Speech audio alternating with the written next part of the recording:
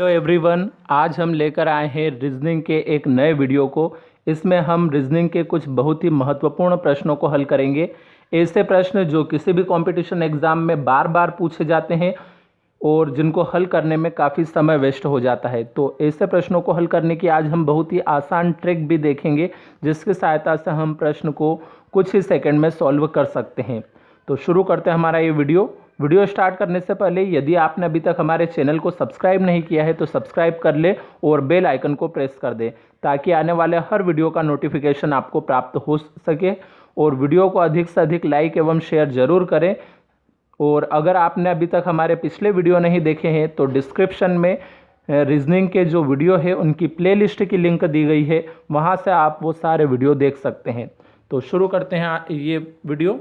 इसमें सबसे पहला प्रश्न हमारे पास दिया है, एक आदमी 7 किलोमीटर पूर्व की ओर जाकर दाहिने घूमकर 5 किलोमीटर की दूरी तक जाता है। वहां से वह बाएं घूमकर 3 किलोमीटर तक जाता है। बताइए उसका मुंह अब किस दिशा में है। तो ऐसे प्रश्नों को हल करने के लिए सबसे पहले हमें दिशा का ज्ञान होना चाहिए। इसलिए हम क्या करते हैं, सबसे पहले दिशा को बना लेते हैं। तो दिशा अगर हम बनाएं तो यहाँ पे देखिए, सबसे पहले हम दिशा को अगर लिखना है तो इस तरफ हमने यहाँ पे पूर्व लिख लिया, ये पूर्व। इस तरफ हो जाएगा पश्चिम, इस तरफ हो जाएगा उत्तर, ऊपर की तरफ उत्तर, और नीचे की तरफ इधर दक्षिण। अब हमें क्या करना है, सबसे पहले हमें ये दिशा के बारे में पता होना चाहिए, पूर्व पश्चिम उत्तर दक्षिण किधर है। अब हम प्रश्न को पढ़ते जाएंगे। प्रश्न में हमारे पास लिखा है, एक आदमी 7 किलोमीटर पूर्व की ओर जाता है। मतलब 7 किलोमीटर क्या हुआ, वो पूर्व की ओर गया। पूर्व की ओर यानी इस दिशा में कितने चला है, 7 किलोमीटर चला है।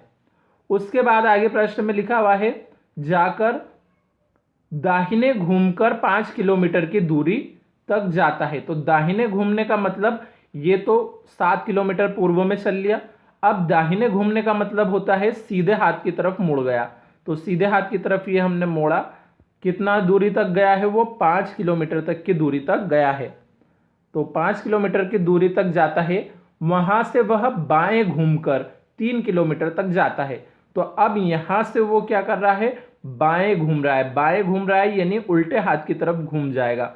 तो उल्टे हाथ की तरफ यानी इस दिशा में उसे घूमना है।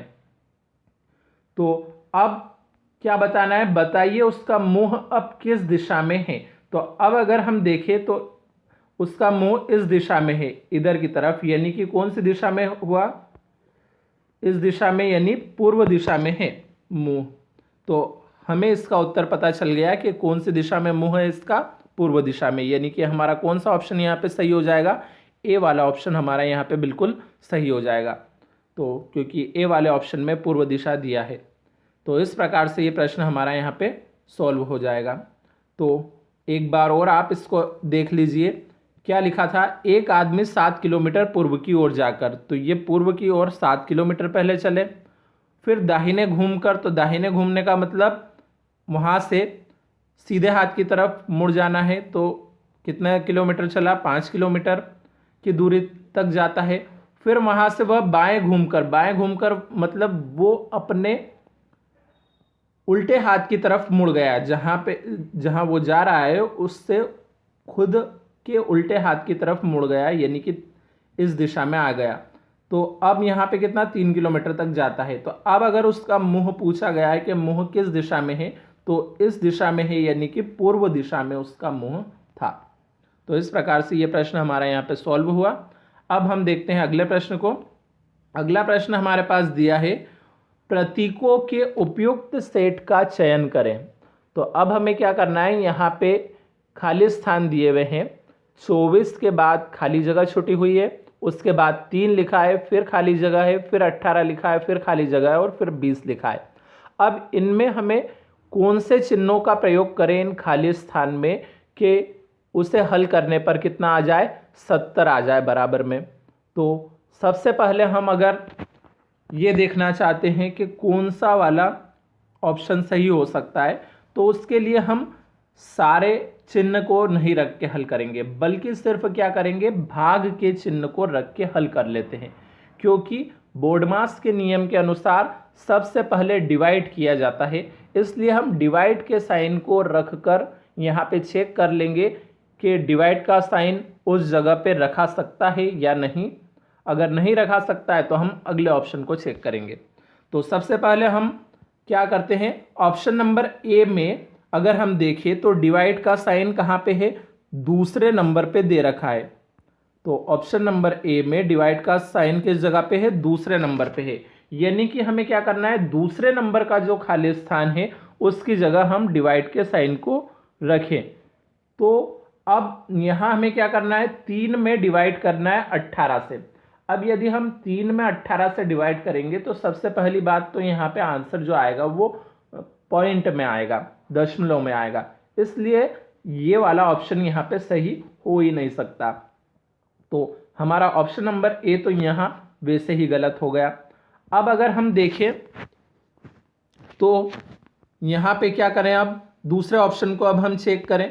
पहला ऑप्शन तो चेक हो चुका है, पहला ऑप्शन नहीं है सही, क्योंकि डिवाइड का साइन रखने पर पॉइंट में संख्या आ रही है, इसलिए पहला ऑप्शन सही नहीं हो सकता है। अब हम देखते हैं दूसरे ऑप्शन को। तो दूसरे ऑप्शन में डिवाइड का जो साइन है वो आ रहा है तीसरे नंबर पे। तो हम जो तीसरे नंबर का खाली स्थान है उसमें डिवाइड का साइन रखेंगे। तो यहाँ पे भी ऐसा ही हो रहा है। अब हम 18 में यदि 20 से डिवाइड करें तो भी जो आंसर आएगा यहाँ पे वो पॉइंट में आना है, दशमलव में आना है। इसलिए ये वाला ऑप्शन भी हमारा सही नहीं हो सकता। तो इस ऑप्शन को भी हम क्या मान लेते हैं, ये वाला ऑप्शन भी हमारा गलत है, दूसरा ऑप्शन भी। अब हम देखते हैं तीसरे ऑप्शन को। तीसरे ऑप्शन में फिर से जो डिवाइड का साइन है वो तीसरे नंबर पे है। तो तीसरे नंबर पे यदि हम रखेंगे तो वो वैसे ही दूसरा ऑप्शन जैसा ही होगा। 18 में 20 से डिवाइड करना है, मतलब पॉइंट में आएगा, इसलिए कोई मतलब नहीं है उसका भी। तो इस तीसरे ऑप्शन को भी हम गलत मान लेते हैं। अब बचा हमारे पास चौथा ऑप्शन। तो चौथा ऑप्शन वैसे सही होना है, लेकिन फिर भी हम एक बार इसके सारे साइन को रख कर एक बार चेक कर लेते हैं। तो सबसे पहले हमें क्या करना है, पहले नंबर पे गुणे का चिन्ह दिया है तो हमने यहाँ पे पहले खाली स्थान में गुणे का चिन्ह लगा दिया। उसके बाद दूसरे नंबर पे प्लस का साइन दे रखा है इस ऑप्शन में, तो हम दूसरे खाली स्थान में प्लस लगा देते हैं। और तीसरे नंबर पे माइनस का साइन दिया है, इसलिए तीसरे खाली स्थान में हम माइनस का साइन लगा देते हैं।